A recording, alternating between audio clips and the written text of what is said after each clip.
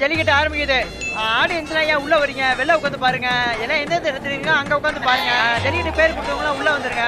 அப்புறம் ஏமா ஏன் உள்ள வர? வெளில உட்காந்து பாருங்க. மாடுக்கிட்ட வந்து குத்துனா என்ன பண்ணுவேன்? உடனே வெளில வந்துடும். வெளில வந்து உட்காருமா. ஏமா போட்டு சாவடிக்கிறேன். வெளில போகுமா. உள்ள வாங்கப்பா. மாட வர சொல்லுங்க. ஜல்லிக்கட்டு ஆரம்பிக்குது. இந்த மாடை பார்த்தீங்கன்னா மதுரை கிழக்கு பகுதியிலேருந்து வந்திருக்கு. போன வருஷம் நல்லா சூப்பராக வெட்டிப்பட்டிருக்கு. இந்த இடம் இந்த மாட்டை யார் பிடிக்கிறாங்களோ அவங்களுக்கு 1 கிராம் கோல்டு காயின் வழங்கப்படுறதா இருக்கு. வெட்டிப்பட்டு அன்னைக்கு வந்து பறிச்சு போயிடும்.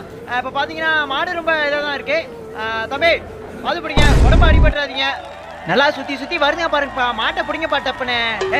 2 பேர் பிடிக்காதீங்க, ஒரு ஆள் பிடிங்க.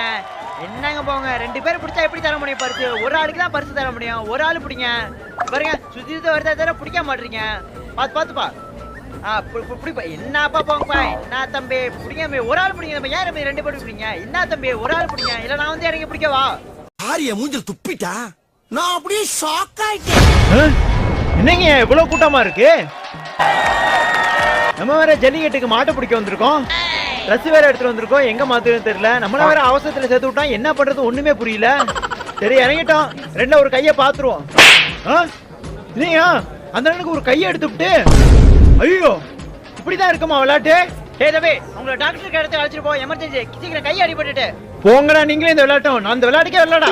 தம்பி நீங்க என்ன பண்ற? விளையாட வந்தியா? அண்ணா ஒழுங்கு சும்மா வேடிக்கை பார்க்க வந்தானே. வெளியே நின்று பாடுறா. ஜல்லிக்கட்டு போயிட்டு இருக்கே. இப்பதான் வேடிக்கை பார்த்த வந்தான். மாடு குத்துனா தெரியும். சரிண்ணே. ஜல்லிக்கட்டு ஆரம்பிட்டோம். அடுத்த மாடு வர சொல்லுப்பா. ஐயோ என்ன மணி 8:30 ஆகுது. 6 மணிக்கு அலாரம் வச்சா கிளம்பணும் வேற. அது சரி 9 மணிக்கு அலாரம் வச்சிருக்கேன்.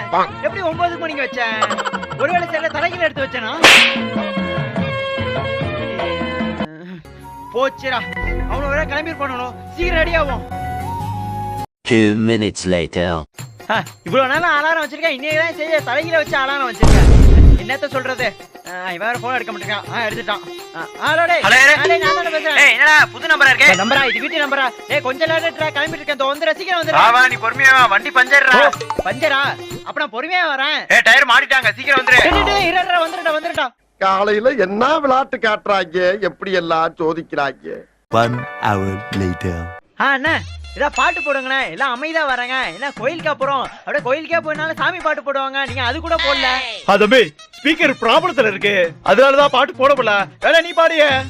இது நான் பாடவா? தம்பி நீ பாடு, எல்லாம் சூப்பரா இருக்கும். ப்ரோ என்ன பாட சொல்ற? ப்ரோ சும்மா ஏதாவது அடிச்சு விடு. தம்பி நான் பாடட்டுமா? பாடுங்க. செல்லாத்தா எல்லாம் மாறியாத்தா.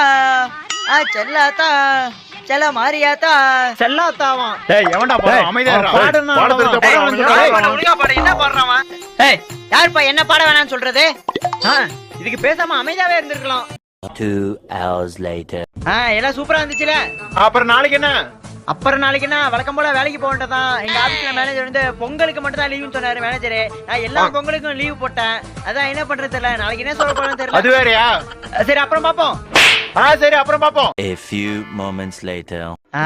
டிட்வாவில் மையம் கொண்டிருக்கக்கூடிய நிலையில் பரவலான நாட்டில் அனைத்து பள்ளிகளுக்கு நாளை விடுமுறை வழங்கப்பட்டிருக்கிறது. அது சரி புயலா?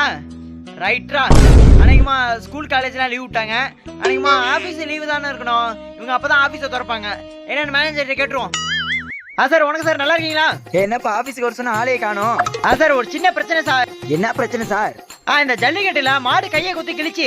ஐயோ அப்புறம் என்ன ஆச்சு? சார் எனக்கு ஒன்றும் ஆகல சார். அது வேடிக்கை பார்த்தனா ஒரு அன்னைக்கு கையை குத்தி கிழிச்சுட்டா ரொம்ப காயமாடி சார். அது வேடிக்கை பார்த்தனா அது வேடிக்கை பார்த்தே மயக்க போட்டு கீழே விழுந்துட்டு சார். அதனாலதான் ஆபீஸ்க்கு வர முடியல.